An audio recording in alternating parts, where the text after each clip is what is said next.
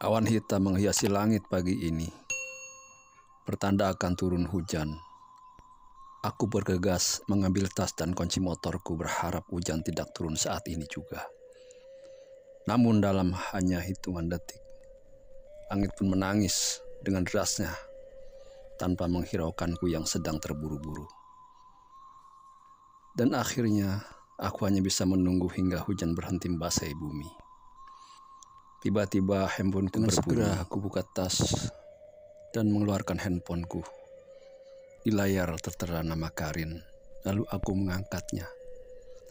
"Halo Ra, kamu masih di rumah?" Memulai percakapan.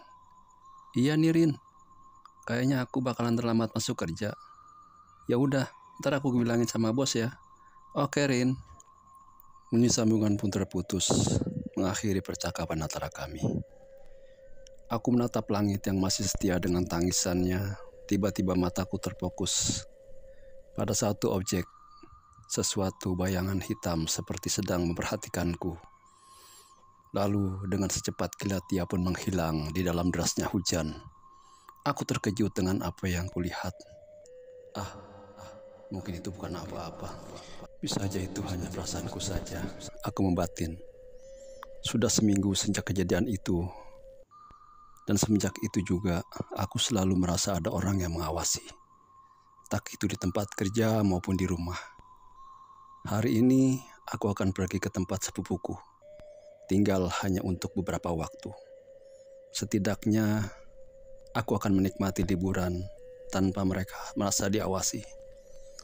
Saat aku tiba, hari sudah gelap. Aku disambut dengan baik oleh bibi dan pamanku. Keesokan harinya, Aisyah mengajakku berkeliling kotanya. Rumah sepupuku terletak tak jauh dari Lembah Anai, Sumatera Barat. Udara yang sejuk dan pemandangan alam yang indah sangat memanjakan mataku. Perasaan bahagia itu hanya sesaat ku nikmati. Tiba-tiba, hawa dingin yang begitu menusuk tulang berhembus membuat bulu kuduku berdiri. Bayangan itu mengikutiku, menatapku dari kejauhan.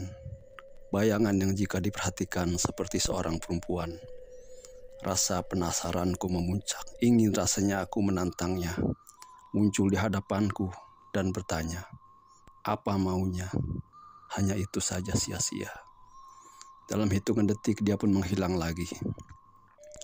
Aku mengingat kembali, mungkin saja saat traveling kemarin, aku melakukan kesalahan di tempat yang baru. Sehingga bayangan itu mengikutiku. Tapi itu tidak mungkin. Aku mematuhi setiap peraturan yang ada di desaku. Tanpa aku ketahui, ada sebuah misteri yang menghantuiku. Misteri yang tetap membuatku hidup sampai saat sekarang ini. Kejadian-kejadian aneh, mimpi yang sama setiap malamnya, selalu aku alami. Akhir-akhir ini, lalu aku memutuskan untuk pulang dan bertanya kepada ibuku apa yang sebenarnya terjadi. Di tengah perjalanan, mobil yang aku tumpangi mogok. Terpaksa aku harus menunggu beberapa jam lagi agar sampai ke kotaku.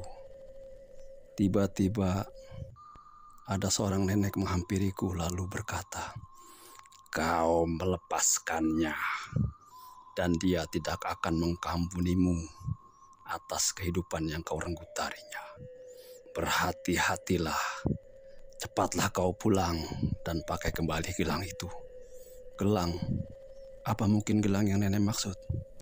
Tak sempat aku melanjutkan kata-kataku. Nenek itu sudah tidak ada. Kemana perginya nenek itu tadi? Tidak mungkin dia pergi secepat itu. Apa hubungan bayangan itu dengan gelang yang aku pakai? Sepanjang perjalanan, aku memikirkan apa yang disampaikan nenek tadi. Kehidupan yang aku renggut. Kehidupan siapa? Aku tidak tahu itu semua. Hanya satu orang yang bisa menjawab pertanyaan tersebut. Akhirnya aku sampai juga di rumah. Tak ingin membuang waktu.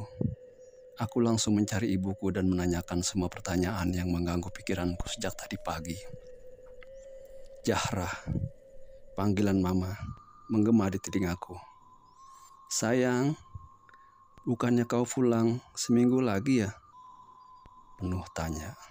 Mah, ada sesuatu yang pengen Zahra tanyain sama mama. Aku memulai percakapan tanpa menghiraukan pertanyaan mamaku tadi. Tanyaan apa sih sayang? Kelihatannya serius amat. Dengan nada sedikit bercanda. Mah, apa benar ada kehidupan yang Zahra renggut? Beberapa tahun silam, mama terkejut dengan pernyataan yang aku lontarkan kepadanya. Itu sebenarnya itu sebuah kesalahan, tapi juga sebuah solusi sayang.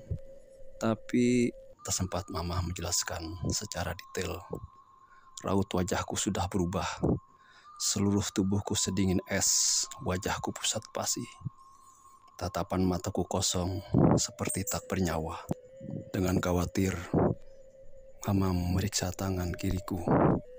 Dan benar saja apa yang mama takutkan. Ada bekas sayatan di lenganku. Gelang yang aku pakai selama 18 tahun itu sudah tidak melilit tanganku lagi. Gelang yang mengikat nyawaku dengan tubuh ini. Di tempat lain, aku menoleh ke kiri, ke kanan. Tak seorang pun terlihat. Dinding berwarna ada seseorang yang mendekati aku tadi. Yang tiba-tiba mirip wajahnya denganku. Aku menatapnya heran. Kau tidak mengenaliku, Zahra.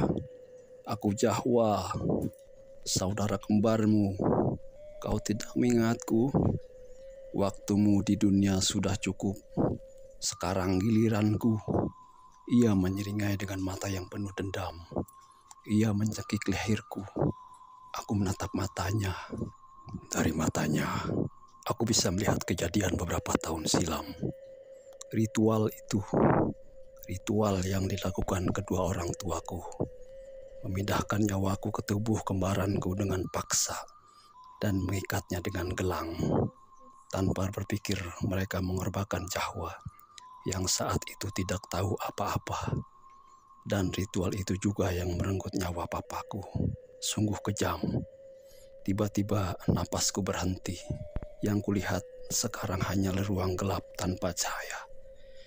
Disinilah aku berakhir. Disinilah seharusnya aku berada. Selesai. Assalamualaikum warahmatullahi wabarakatuh.